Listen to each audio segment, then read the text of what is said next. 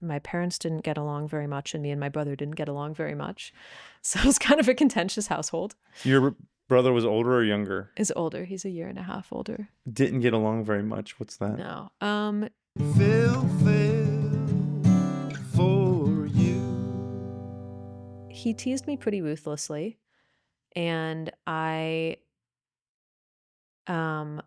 think I kind of provoked him, says my mom at least. I don't like remember super well of that time. He started going to boarding school when I entered middle school, in part because we had so much friction that my parents were worried about it. Mm-hmm. And in part just because he was not doing well at home. He took my parents fighting a lot worse than I did because I just had fantasy books I like didn't even notice. I was like the chronic mediator too. I was always trying to conciliate between my parents, going from one to the other, shuttling messages, trying to calm them down. Really, from a young age? Yeah. What was parental fighting like? Um, Gosh.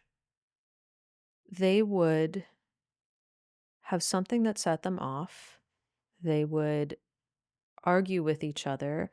And then my dad would like kind of give my mom the silent treatment for like days at a time. Stonewalling. Stonewalling? Yeah, absolutely. There was a very kind of complicated status dynamic. There was a bunch of things that paid into it. And my mom and I have like a really close relationship now, can talk about just about anything, including stuff that parents and kids usually don't. My dad passed away about 9 months ago. My dad was autistic and was quite overwhelmed, I think, by having kids in the house. It's like a lot of sound and stimulation. So I think he was just like constantly triggered, which I have a lot of compassion for now. And he also had a kind of brittle ego. Like he couldn't really stand feedback. He would get angry really easily. Um, and I think he felt kind of constantly shown up because in a lot of ways my mom was more successful than him. My mom is a superstar in her career. Like she's won the Lifetime Award for epidemiology from a couple different institutes. She was on like the board, I think, of, or at least has done consulting for the National Institutes of Health. She's like was the dean of the School of Public Health at UT in Houston. Now she's an expert witness for the Johnson & Johnson cases against talc and baby powder and Tylenol leading to autism and stuff like She was that. a rock star She's in the medical community. absolute rock star. And your dad's in that same field? My dad is a psychiatrist, or was a psychiatrist, and kind of went from job to job. Like wasn't unsuccessful specifically, especially later in life. I think he like really was quite good at what he did, but definitely was not as successful as my mom. Yeah. But my mom tried to be like a super, super good mom and take care of everything in the household and us and also lead this career. My dad kind of didn't help a lot. It was a pretty traditional relationship. So I think it was just like there was a lot of like status confusion. There was a lot of resentment. And it just felt like generally an unhealthy environment and it couldn't really be talked about. There was no like, hey, let's sit down and discuss that these are patterns that are happening. So it would manifest in these fights. Yeah. But what was underlying it was some of this status stuff I and think maybe there was a some lot of dynamics. resentment or some jealousy or envy or Probably, yeah. I think that was part of it, yeah. And maybe being the man and wanting to be the primary breadwinner. Like that was back in the day where maybe if a woman made more money than the man, it could have had some kind of I think so, yeah. And thorn in their paw. I have a sense that that was partially feeding into it, that my dad just felt like emasculated in some ways. Like he had a big thing around disrespect. Like he'd constantly tell us that we were being disrespectful, even for things that like interrupting was hugely disrespectful for him. And it's like, interrupting is kind of normal in conversational turn taking, but for him, it was just like a no-go. And he had very clear views on reality and you couldn't really shake them. They were truth. And so a lot of arguing, like family trips would just be a disaster. Me and my brother would fight like cats and dogs. My parents would fight. Everyone would fight with each other. But they tried their best to also find ways to love us. Like my mom was quite affectionate.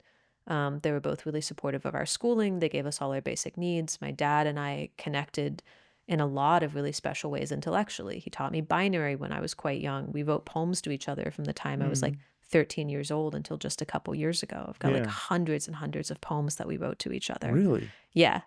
I actually, when he died, I put out like a little informal book of poetry that we'd written to each other. Nice. Read them to him when he was dying. Mm. Did your parents get divorced? They eventually did several years after we moved out of the house. Actually, it was a funny story. I took my mom to Burning Man.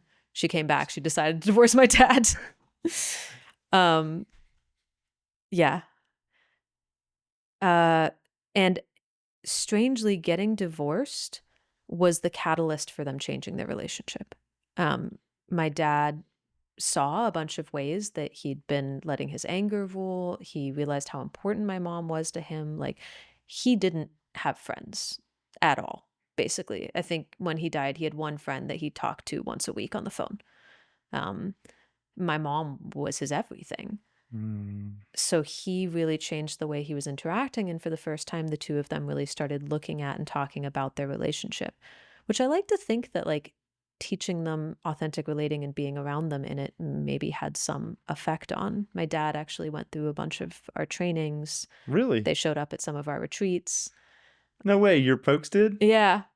God, there was such a funny moment, and I'm always going to get these wrong because I get these two confused with each other. But they came to an authentic relating retreat, so like big room full of like 60 people. I wasn't facilitating the opening circle.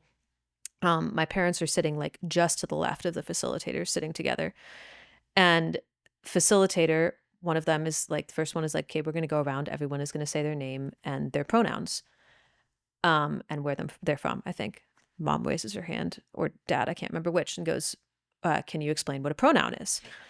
So the facilitator does the whole explanation of what a pronoun is and the difference between like pronouns that you were assigned at birth and pronouns that you choose. Cool. So first facilitator goes, says, I'm so-and-so, here are my pronouns. Second facilitator goes, so-and-so, here are my pronouns. Dad, David Ness, XY. Mom, Roberta Ness, XX. Like they just named their chromosomes. And they totally understood the prompt. I might have gotten those chromosomes They were being a little switched. snarky. Yeah, absolutely. So, and I probably am forgetting which chromosome is which, 50-50 chance I get that wrong every time. But yeah, they were totally being snarky, and they were just like, so they had this like vast intellectual humor, and that's really where they connected, is they were intellectual best friends. Yeah. So after they got divorced, my dad really changed. My mom kind of also started looking at their dynamic, realized where she'd contributed. They became closer than they'd ever been in their marriage. Really? For the last like 10 years of their life together, they were like this. They were peas in a pod. They spent most of their time together. When my dad started developing dementia, my mom took care of him. My dad decided to take his own life when the dementia got advanced enough, instead of like losing his mind slowly, which is incredibly brave, I think. And we were with him the whole time. He stopped eating and drinking, which is the only legal way you can do it in Texas, which sucks. But my mom now started a whole foundation to help people make end of life choices.